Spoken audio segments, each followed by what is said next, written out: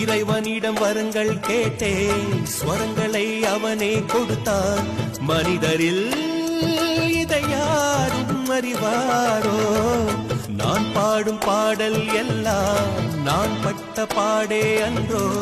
பூமியில் இதை யாரும் உணர்வாரோ?